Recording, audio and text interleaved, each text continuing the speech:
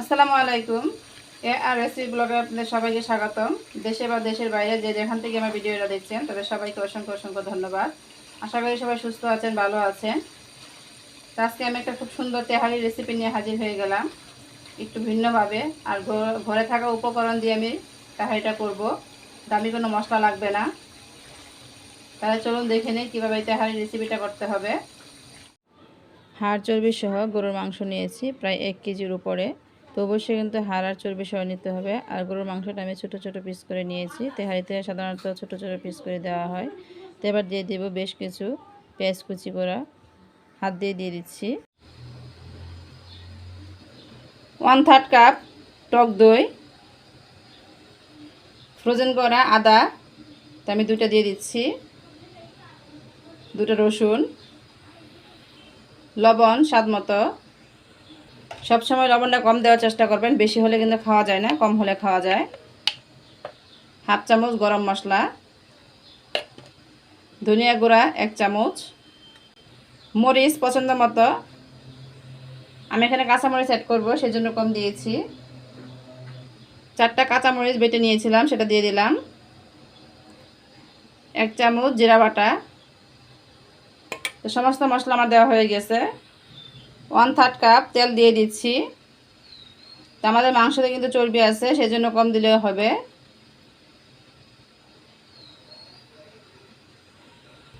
তেজপাতা, 2টা এলাচ, 4 টুকরা ছোটো করে 4 টুকরা দারুচিনি। তো এবার সব কিছু ভালো করে আমি মাখিয়ে নিব।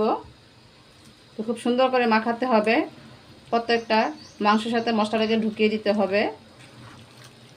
এই কাজটা একটু সময় নিয়ে করবেন।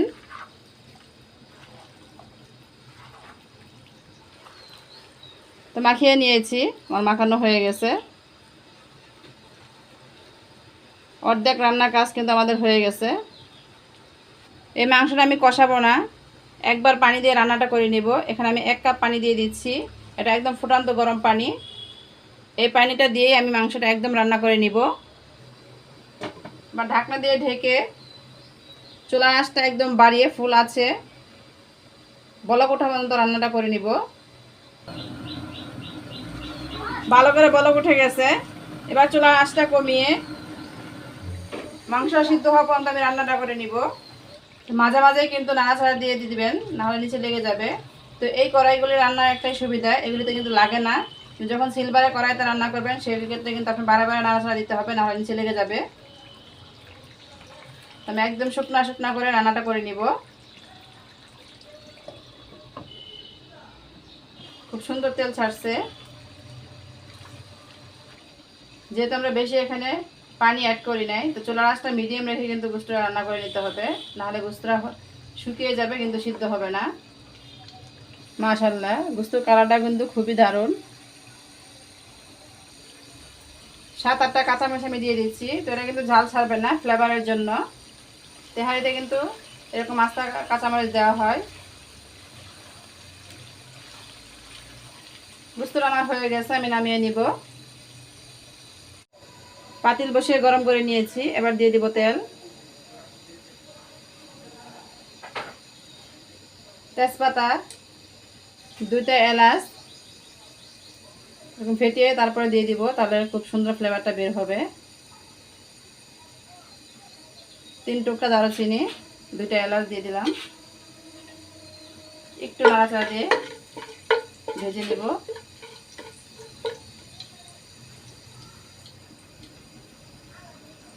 অল্প করে পেঁয়াজ কুচি দিয়ে দিচ্ছি, একদম অল্প করে দিয়ে দিলাম।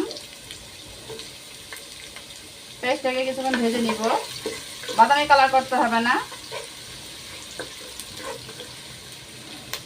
এখানে 5 কাপ পোলাওর চাল ভালো করে ধুয়ে আমি 5 মিনিট ভিজিয়ে রেখেছিলাম পানিতে, তারপর পানিটা ঝরিয়ে নিয়েছি। পেঁয়াজটা ভেজে নিয়েছি, এবার চালগুলি দিয়ে দিব। 1/2 চামচ রসুন বাটা, 1/2 চামচ আদা বাটা। তেলের সাথে চালটাকে আমি ভালো করে ভেজে নিব, খুব সুন্দর করে ভাজতে হবে।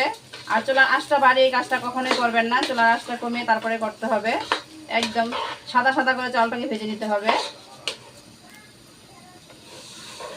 চালটা আমার ভাজা হয়ে গেছে, আমি কিন্তু খুব সুন্দর করে ঝরঝরা করে ভেজেছি, দেখতেই পাচ্ছেন। সাদা সাদা হবে, তাহলে বুঝতে পারবেন যে চালটা ভাজা হয়ে গেছে। ফুটন্ত গরম পানি দিতে হবে, ঠান্ডা পানি দেওয়া যাবে না, অবশ্যই ফুটন্ত গরম পানি দিতে হবে। তো পানিটা দিয়ে দিচ্ছি। এই কাপ দিয়ে আমি চাউল দিয়েছি 5 কাপ, তো এই কাপ দিয়ে আমি পানি দিয়ে দিচ্ছি 10 কাপ, তাহলে খুব সুন্দরভাবে ঝরঝরা হবে। 2 কাপ পানি দিয়েছি, আর এই যে 1 কাপের একটু কম আছে, তো 10 কাপের একটু কম আছে পানি, যেহেতু হাতের চাল সেজন্য আমি একটু পানিটা কম দিয়েছি। তো পুরান চাল হলে কিন্তু 10 কাপই দিবেন। এবার লবণটা দিয়ে দিচ্ছি, লবণ স্বাদ মতো। তো এই যে আমি প্রথমেই বলেছি লবণটা কিন্তু বেশি দিবেন না, লবণটা লাগলে পরে আবার নিয়ে খাওয়া যাবে, কিন্তু বেশি হলে খাওয়া যাবে না, খাবারটাই নষ্ট হয়ে যাবে। এটা স্বাদ যেমন বাড়ায়, খাবার নষ্টও কিন্তু করে। তো এখানে আমি চুলার আঁচটা বাড়িয়ে বলক ওঠা পর্যন্ত রান্না করে নেব, চালের সমান সমান করে রান্নাটা করে নিব। আমি কিছুক্ষণ রান্না করে নিয়েছি, দেখতেই পাচ্ছেন একদম চালের গায়ে গায়ে পানি। একটু নাড়াচাড়া দিয়ে দিচ্ছি। এবার চুলার আঁচটা কমিয়ে দমে রেখে দিব, একদম সিদ্ধ হওয়া পর্যন্ত রান্নাটা করে নিব। তেহারির জন্য পোলাওটা আমার তৈরি হয়ে গেছে, তো দেখতেই পাচ্ছেন কত সুন্দর ঝরঝরা হয়েছে।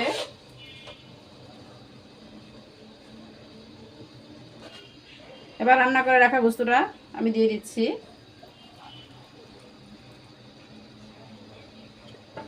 এবার সব কিছু একসাথে মিশিয়ে নিব।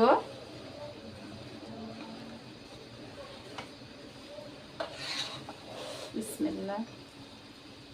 খুব সুন্দর করে একসাথে মিশিয়ে নিতে হবে। তেহারির স্বাদটা বাড়ানোর জন্য আমি এখানে কেওড়া জল ব্যবহার করছি, তো এরকম মুখ দিয়ে দিয়ে দিচ্ছি। 2টা দিয়ে দিলাম, কিন্তু দিতে হবে, না হলে তেহারের ফ্লেভারটা পাবেন না, তেহারের আসল স্বাদটা পাবেন না। তো এর করে দিচ্ছি ঘি, তো এটা দেওয়ার চেষ্টা করবেন।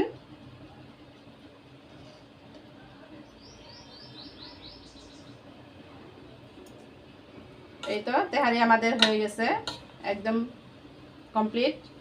এখন এটাকে আমি 5 মিনিট দমে রেখে দিব এভাবেই, তাহলে ঘির ফ্লেভারটা আর কেওড়া জলের ফ্লেভারটা খুব সুন্দরভাবে ছড়িয়ে যাবে।